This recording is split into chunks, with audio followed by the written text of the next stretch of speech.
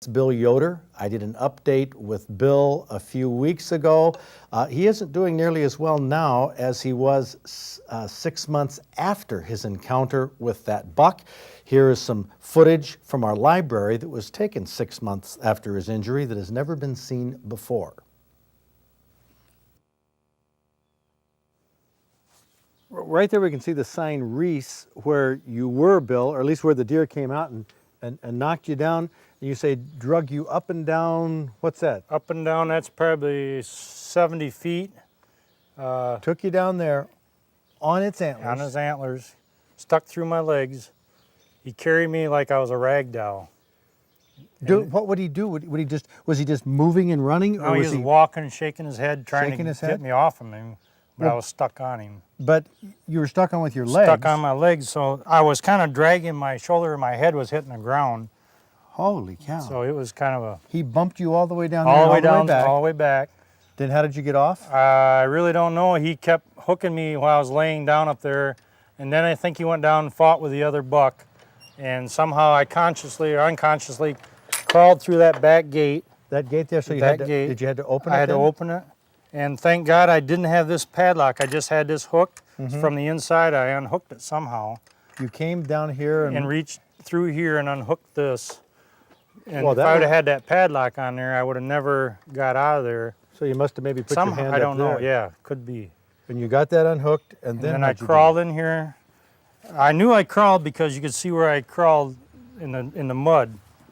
And then I come in here to call 911, and there's still some spots of blood here on the floor. Oh, right here. Yeah, we wiped up most of them. So this is a little... This is where I laid. We wiped up the most of the pool that was there. And there's the telephone. The telephone's right here. You grabbed that? That saved my life having a phone out here. Even if it wasn't a touch tone? Yeah, even if somehow I still did it without... So you dialed 911 and... then I just passed out on the floor. Here's my coat I had on. Wow. That ripped to shreds, and there's tine holes everywhere in the jacket. So you can see them here right there some. Yeah, see the holes where it's punctured in that didn't rip. Just poked right through.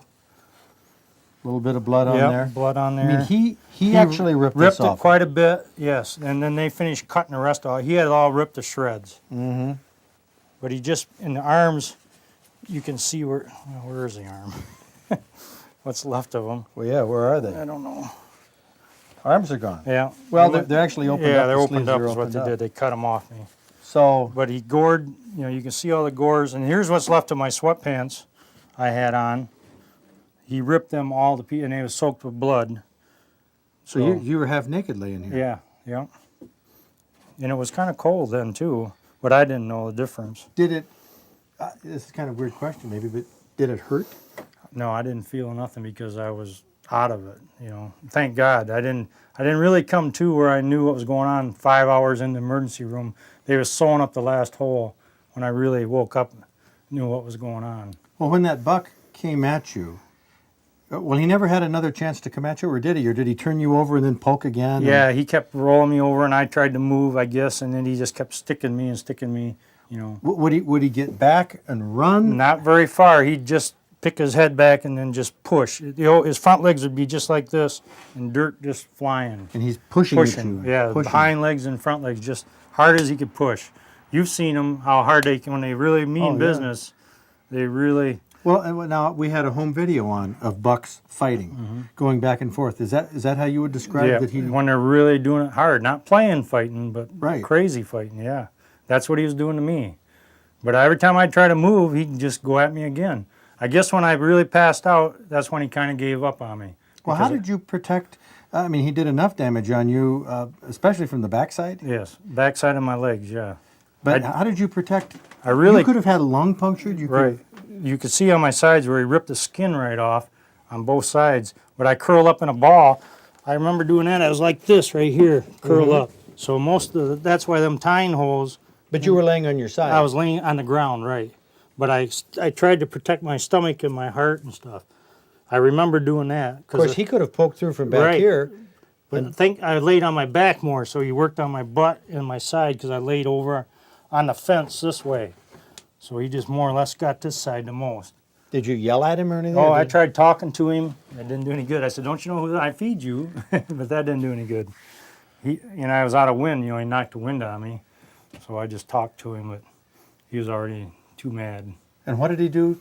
He to the other buck? He went down and fought with the other buck, I guess, and How do you know? well, I don't. I think that's where he had to go to leave me alone, because they was fighting each other when they come back to put him in the pen. So I figured that's what he did, because you can see how aggressive the other buck is right now, even. And he was really you say aggressive. fighting him, weren't they in separate? Was Right, there but they're fence fighting between through them? the fence. Yeah, they go nuts through that Is fence. that right? Oh my gosh, you can't believe how hard they hit. Just like there's nothing there. They just tear that. That's why I say it sounds like a war zone around here in October, November, just fighting. What a story! And you got still your own blood on Yep, the floor. A little bit. I saved a couple spots so people could see. Just one of those things. Bambi. Yeah. Revenge. All the years of me shooting bucks, and then I pay back. Did you ever think of that? Yeah. I told my wife, even before this happened, she said, someday you might get killed. I said, I'd rather go that way than a car accident. Well, People would talk about you longer if you die with a deer. I guess, but it doesn't seem like a very calm way to go. No, it's not. But it'd be. I was ready to go that day. I had thought I was done. I was ready to go. See your life go Yeah, before you? Yeah, I was ready. Yeah, I was already. The door was half open wherever I was going. I feel like I've been through it myself.